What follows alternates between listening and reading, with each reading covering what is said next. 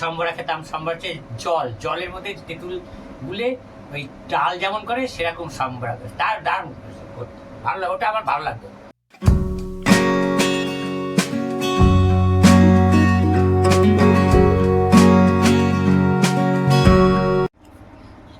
এই যে বন্ধুরা, বাসন্তিকা কুকিং অ্যান্ড ব্লগিং চ্যানেলে আপনাদের সকলে স্বাগত। নমস্কার। তো আজকে সকালে কি করেছে দেখেন। আজকে সকালে এই বাদাম ভাজা, চিড়ে ভাজা ও বাদাম ভাজা করেছে। অনেক বাদাম দিয়ে, দেখেছেন বাদাম অনেক ভর্তি, অনেক বাদাম দিয়ে চিড়ে ভেজেছে, লঙ্কা দিয়ে তেল দিয়ে মেখেছে, আদা দিয়েছি, আদা লঙ্কা তেল, হ্যাঁ পেঁয়াজ, আদা লঙ্কা তেল পেঁয়াজ দিয়ে ভালো করে মেখেছি। এতে সকালের উৎকৃষ্ট মানের খাওয়া। আর কালকের রাত্রে পরোটা রুটি করা আছে, সেগুলো খাবে আছে। আর হচ্ছে চা করেছে, চাটা তো শাশুড়ি যে করতেই হয় রোজ। তো যাই হোক, আজকে সকালে খাওয়াটা খুব মজবুত হচ্ছে এবং আমরা এইগুলোই চারজনে মিলে ভাগ করে খাবো। এখন সবাই মিলে সকালটা এইভাবে চলবে। এই দেখেন বাদাম পেঁয়াজ দাম। কোনো খাবার যদি খুব ভালো লেগে যায় মুখে, তখন আমার চোখ বুঝিয়ে যায় তো আনন্দে। তো ওইটা ভালো লাগে বলে মানে মুখে দিই, এটা যে স্বাদটা অনুভব করছি তখন চোখটা বুঝে যায়। আমার এটা হচ্ছে নিয়ম। বন্ধুরা এখানটায় আবার গরম সবে নামিয়েছি ভাতটা। দেখুন বন্ধুরা, এই যে গরম ভাত, ধোঁয়া উঠছে, একে নামিয়ে নিয়ে আসলাম সবে। আর এই যে এটাও নামিয়ে নিয়ে আসলাম সঙ্গে, সবে গরম আছে এখন। এই মাছের ঝাল, এটা হচ্ছে ভোলা মাছের ঝাল, সর্ষে পোস্ত দিয়ে ভোলা মাছের ঝাল। আর এই দেখুন বন্ধুরা, এইখানে হচ্ছে ঝিঙে পোস্ত করা হয়েছে। এই যে আলু দিয়ে ঝিঙে পোস্ত আর হচ্ছে ভোলা মাছের ঝাল। এই হচ্ছে আমাদের আজকে দুপুরবেলার মেনু। এই যে ভাতটা বেড়ে নিচ্ছি এখন। এই যে সকালবেলায় তো চিড়ে ভাজা খাওয়া হয়েছে, আর হচ্ছে রুটি ছিল। রুটি তো সবার হয়নি, ছেলেকে দিয়েছিলাম। ওই সামান্য তেল দিয়ে পরোটা। আর হচ্ছে ওটা কর্তা মশাইয়ের ছিল, কালকে রাত্রিবেলায় খাইনি, তাই সেটাই ছিল। আর এই যে এখন ভাত বেড়ে নিচ্ছি। সকালবেলায় চিড়ে ভাজাই খাওয়া হয়েছে, আর এখন ভাত বেড়ে নিচ্ছি দুপুরবেলায় মায়ের জন্য।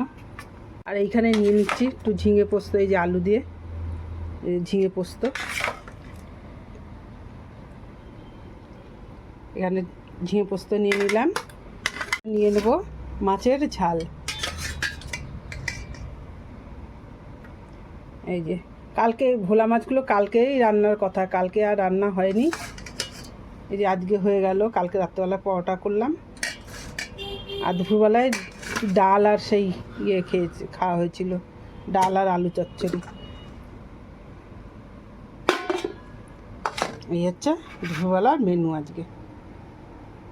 তিল পোস্ত দারুণ হয়েছে। কেউ না খেলে বুঝতে পারবে না, কেউ যদি না বলে দেওয়া হয় যেটা পোস্ত না তিল পোস্ত, তো বুঝতে পারবে। তিল দিয়ে সাদা সর্ষে দিয়ে পোস্ত সামান্য একটুখানি করেছে তরকারিটা, আর কিচ্ছু লাগছে না। অন্ধ্রপ্রদেশে কেমন খেতে তিল পোস্ত খেতে? অন্ধ্রপ্রদেশে না, অন্ধ্রপ্রদেশ পোস্ত এসব দিয়ে হতো না। কি হতো তাহলে? অন্ধ্রপ্রদেশের পোস্ত বোঝে না।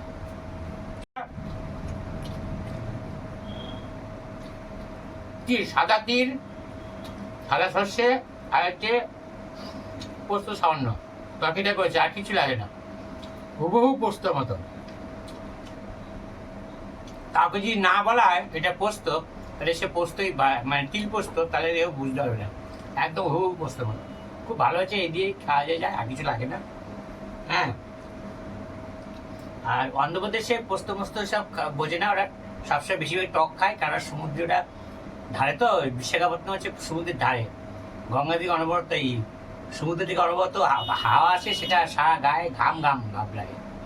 তা বেশি গরম ঠান্ডা, গরম টক খেলে ওটা মানে গরমটা কম লাগে। এবার ওরা দইয়ের মধ্যে পেঁয়াজ দিয়ে খায়, বেশি জিরি করে পেঁয়াজ কেটে দইয়ের মধ্যে মিশিয়ে ওরা ভাত খায়, খুব ভালো লাগে ওটা, আমিও খেয়েছি।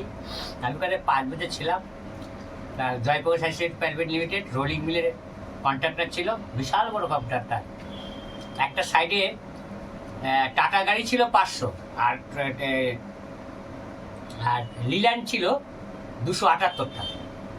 আমি ওইখানে কম্প্রেসার অপারেটর ছিলাম, 220 হর্স পাওয়ারের ইঞ্জিন চালাতাম। ওই পাহাড় এরিয়া, ড্রিল ফুটো করে সমতল করতে হবে, ফুটো করে জেলোটিন ভরে বাস্ট করতো, ওটা আবার ওটাখান থেকে নানা রকম পিলার উঠতো, ওঠে বড় বড় যা মানে স্টিল প্ল্যান্টে যা করতে যা লাগে সেটা করতো। আমি ওখানে 5 বছর চাকরি করেছি, 5 বছর ছিলাম, কিছু কিছু জানি আমি, ভাষাও জানতে পারি।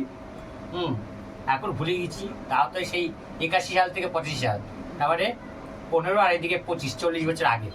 তো এখন না অতটা আমি জানি না, 2-1টা কথা মনে আছে, আর সব ভুলে গেছি। এই হচ্ছে আমি চাকরিও করেছি 5 বছর জয়প্রকাশ অ্যাসোসিয়েট প্রাইভেট লিমিটেড। তাই হচ্ছে মূল ব্যাপারটা। আর ওখানে কি খাওয়া দাওয়া করতে, মানে খাবার কেমন ছিল ওখানে? খাবার তো আমার সম্বরা খেতাম। সম্বর হচ্ছে জলের মধ্যে তেঁতুল গুলে ওই ডাল যেমন করে সেরকম সম্বরা করে, তার দারুণ ভালো লাগে, ওটা আমার ভালো লাগতো, বেশ হালকা ফ্লেভার লাগতো। হ্যাঁ, ভাত দিয়ে মেখে খেতাম। মাছ সমুদ্রের মাছ সস্তা খুব, ওখানে আমি যখন গেছিলাম মাছ খুব সস্তা, কেউ খেতে ওখানকার লোক মাছ খায় না। বাঙালিরা খায় আর বিহারিরা খায়, তারপরে মাছ খুব সস্তা। তো ভালো ভালো মাছ খেয়েছি, সস্তা, খুব সস্তা। বড় বড় মাছ এই 12 টাকা 13 টাকা সব, 1 কেজি ওজনের মাছ 12 টাকা 13 টাকা। তখন 12 টাকা 13 টাকা দাম ছিল। ভাত দেবো তোমাকে? ভাত দাও, 2টো ভাত নেবো, কেননা তরকারি এত ভালো হয়েছে, ওই ভাত কটা আগে খেয়ে নিয়েছি, আরো কটা ভাত নেবো, এই তরকারি দিয়েই মেখে খাবো। খুব ভালো হয়েছে তরকারি, আবার করতে বলছি, কেননা তরকারি আমার খুব ভালো হয়েছে। আগে যেদিন খেয়েছি আজকেও ভালো হয়েছে।